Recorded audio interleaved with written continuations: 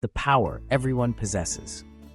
In the peaceful countryside of Montana, USA, there lived a boy named Nathan Walker. Since childhood, Nathan had grown up on a farm with his mother. His father had passed away in a car accident when Nathan was just 5. His mother, Emily, was a strong and resilient woman. She raised her son alone, tending to their small farm and working part-time as a teacher in the nearby town. Nathan grew up with bright eyes, a warm heart, and a vivid imagination. But deep inside, he carried a silent fear. He didn't believe he was good at anything. At school, he wasn't the smartest. In sports, he didn't stand out.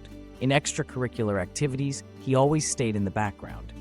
He often told himself, "I'm just an ordinary person. I'm not talented at anything." Whenever he tried something new, like drawing, playing guitar, or joining the soccer team, someone would inevitably mock him or cast doubt. You think you can do that? Come on, Nathan, this isn't for you."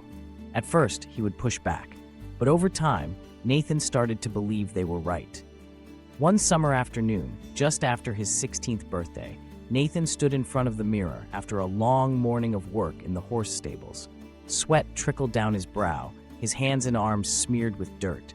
He looked at himself, tired eyes staring back. "There's nothing special about me.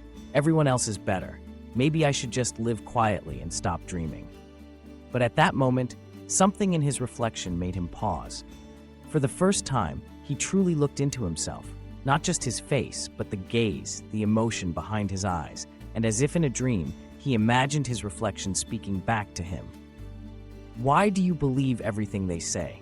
Who gave them the right to decide who you are?" Nathan blinked. "You've never tried your best, so how do you know you can't?" The next day, Nathan made a decision he'd never made before. He signed up for the county-wide Teen Trail Run, an annual race held in the Bridger Mountains near his home. When he told his friends, doubt filled the air immediately. "Nathan, you've never run competitively before. You'll probably quit halfway." One classmate, Bryce, scoffed. "You've never won anything in your life, Nathan. What are you dreaming for?" Those words cut deep like knives. Nathan thought of backing out, but when he got home and stood in front of his bathroom mirror again, he saw his reflection and remembered that voice. "You haven't tried. Don't give up before you even begin." On the morning of the race, Nathan wore an old shirt with a race number that his mother had pinned on for him.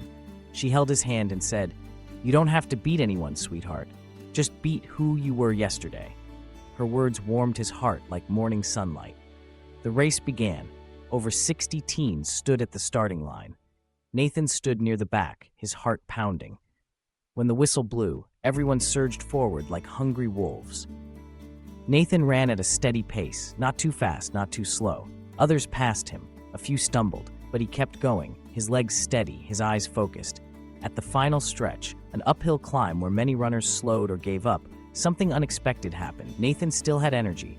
He took a deep breath, pushed forward, and passed 3 runners, then 5, then 7. As he neared the finish line, the crowd roared. Nathan heard someone shout, "Go, Nathan! You've got this!" It was his former gym teacher, the very one who had once said Nathan was too slow for sports. But Nathan didn't stop. He crossed the finish line, not first, but within the top 10, a result no one had expected. That evening, Nathan sat in the backyard, holding the bronze medal awarded by the organizers, a symbolic award for the athlete who overcame personal limits. He looked at his reflection in the glass door. This time, he didn't need anyone to say a word. He knew true strength doesn't come from the result, it comes from the courage to take the first step.